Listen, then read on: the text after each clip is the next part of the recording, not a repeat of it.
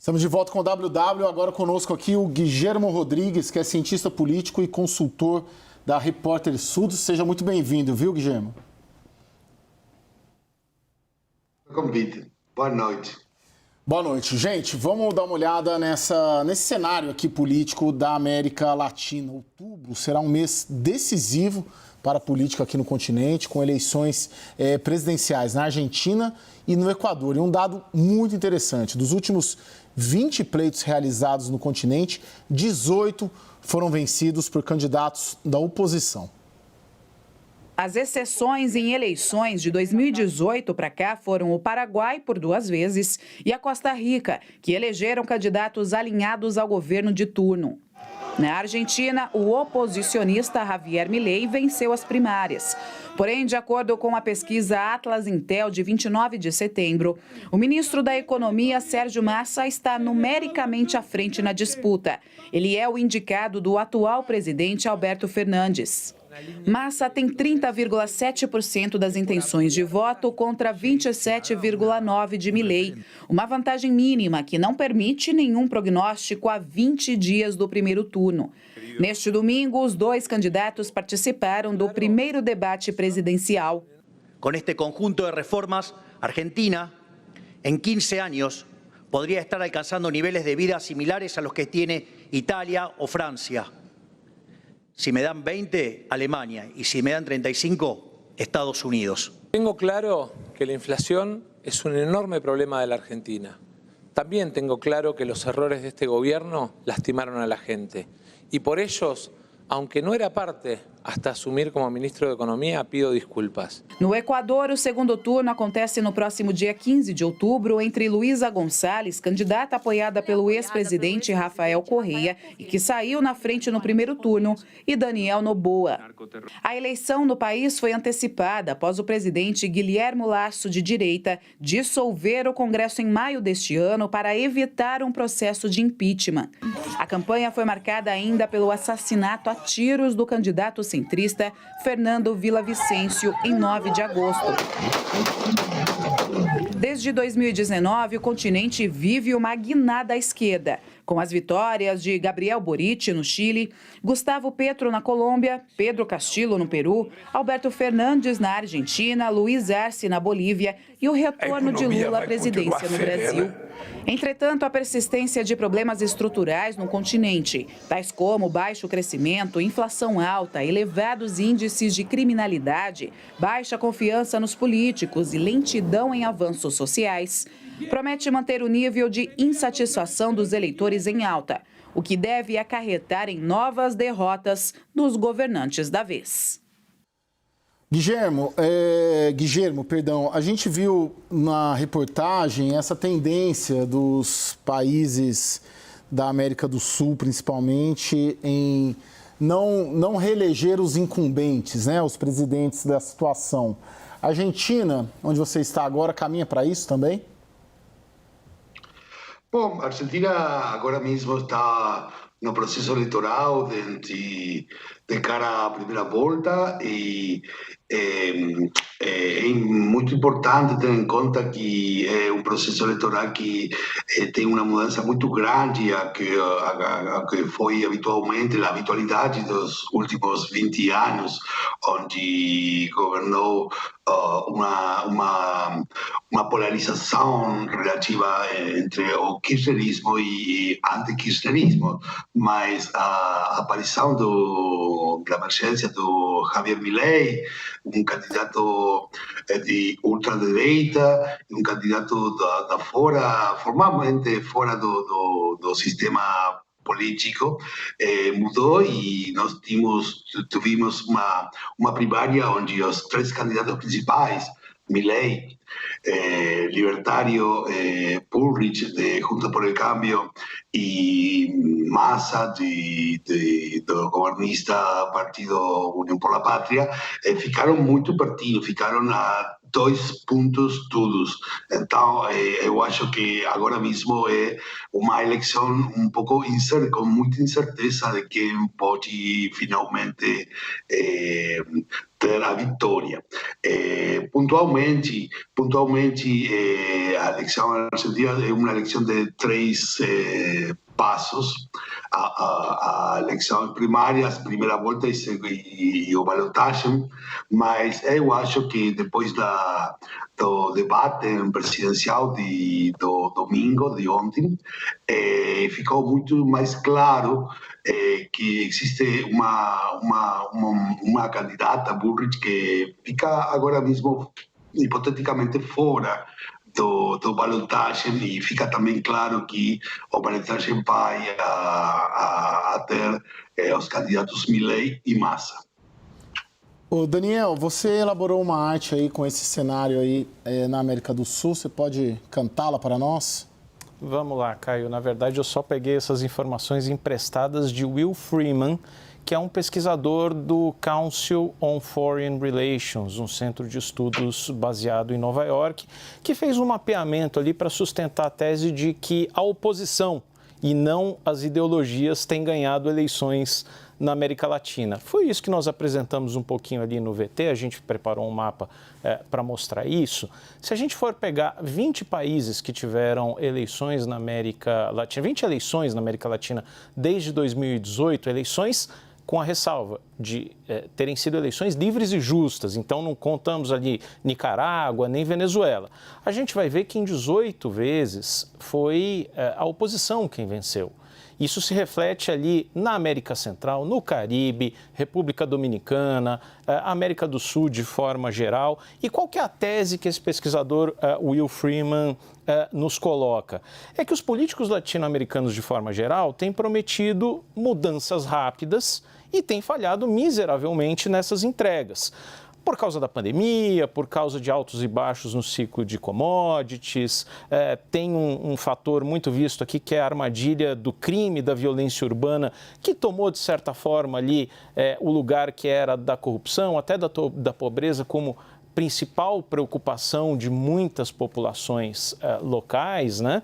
E aí você tem um fenômeno também com o enfraquecimento dos partidos políticos tradicionais, dos movimentos sociais, que esse novo fenômeno é o seguinte: os outsiders, aqueles políticos que sabem explorar mídias sociais, aqueles políticos que se apresentam como antissistema, inevitavelmente saem na frente e conseguem um espaço que antes não conseguiam.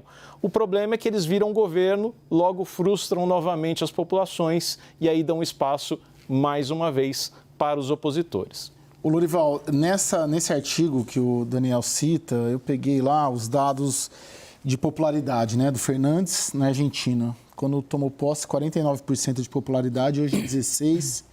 Boric no Chile de 50% para 31% e o Petro de 61% para 40%, né?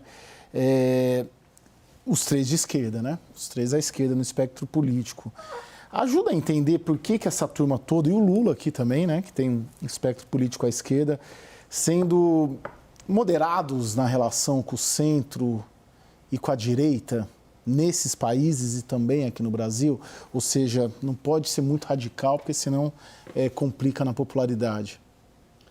Bem, eu acho Ou não, essa tese não tem nada a ver. Eu acho que no caso do Alberto Fernandes e do Lula, trata-se de populistas, né? Assim como o Bolsonaro antes. E aí não importa muito se é de esquerda ou de direita. O populismo, ele se caracteriza por promessas não cumpridas, né? Por uma gestão pobre que leva a uma frustração rápida, que ele tenta aplacar com a identificação do eleitor pelo seu líder, que é capaz de perdoar tudo.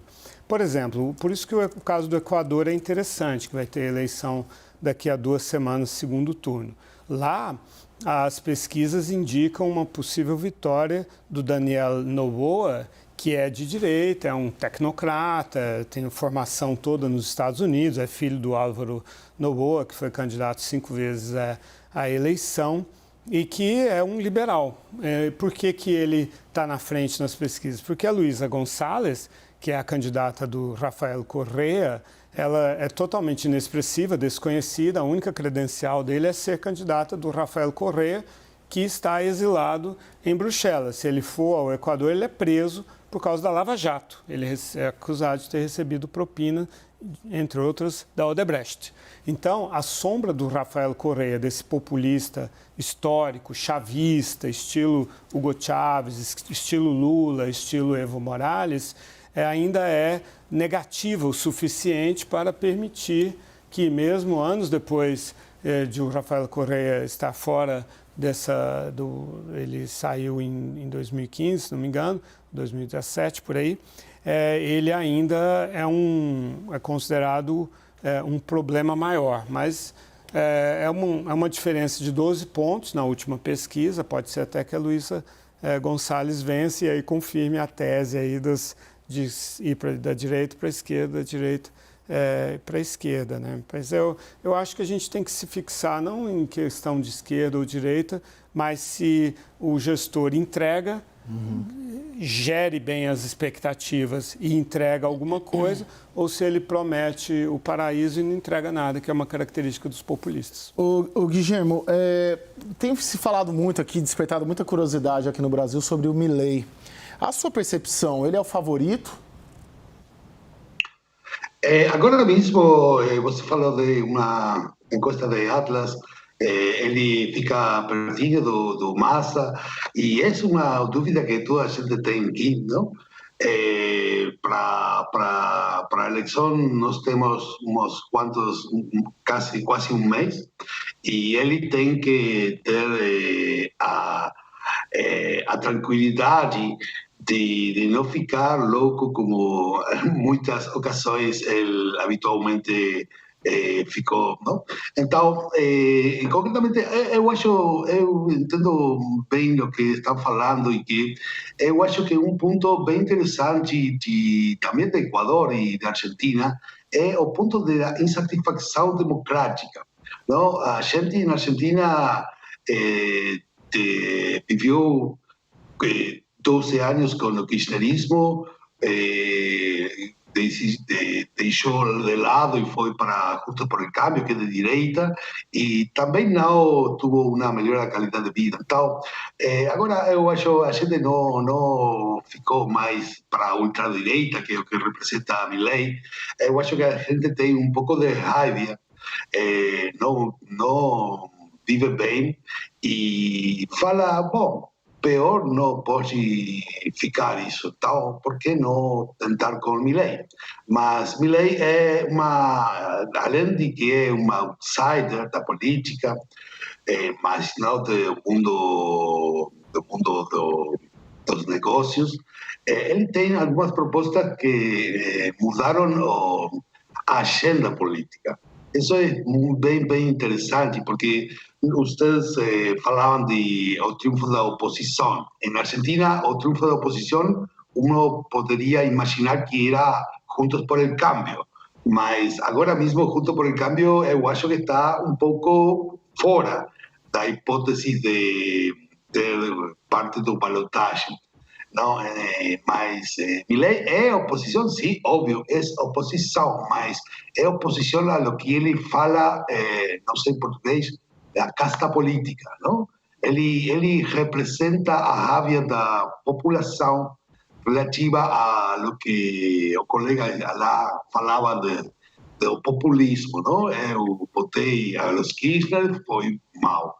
Votei Juntos por el Cambio, a vida não mudou para ver. Então, bom, eu vou tentar com Milei. Mas o ponto é bem interessante, porque Milei é uma representação bem clássica da ultradireita argentina, que historicamente foi pequena, não foi o 30% como ele teve nas últimas nas primárias, não? Daniel, você tem um minuto para encerrar como argentinófilo, morador de lá, morou 3 anos, né, Daniel, na Argentina. Sua percepção sobre a eleição argentina? O que me impressionou bastante nos últimos dias, Caio, foi como Massa e o kirchnerismo, o peronismo, podem ter deixado passar uma oportunidade grande de crescimento nas pesquisas, né? Estourou um escândalo importante na Argentina de um alto funcionário kirchnerista lotado no governo da província de Buenos Aires, Martín Insaurralde, que foi pego passeando de iate, comendo lagostas, tomando champanhe com uma amante e obviamente, acusado de estar passeando à custa dos recursos públicos, né? Isso pegou muito mal no peronismo num momento de crescimento do Massa. E o Milei, como consegue se envolver em confusões absolutamente ultrapassadas e muitas vezes ofensivas. Martin Krause, que é apontado como seu possível ministro da Educação, dizia outro dia que a Gestapo, se tivesse sido argentina, não teriam morrido 6 milhões de judeus. Mas ela era eficiente, era alemã. Se fosse argentina, os alemães ali que eram da Gestapo estariam dormindo, recebendo propinas, então não teriam sido tão eficientes. Isso, obviamente, no país latino-americano com a maior comunidade judaica, isso soou tremendamente ofensivo. Guilherme Rodrigues, cientista político, consultor da Repórter Sud, muito obrigado. Volte sempre, viu, Guilherme? Obrigado a você. Daniel, Thaís e Lorival, muito obrigado, viu? Até amanhã. Até amanhã. Gente, preciso fazer um anúncio aqui. Fica agora com a estreia do novo formato do Grande Debate. No centro do debate, Caio Coppola e José Eduardo Cardoso. A mediação é do jornalista e apresentador Leandro Magalhães. Para você, uma boa noite. Para todo mundo que nos acompanhou até aqui no WW, uma excelente noite e até amanhã.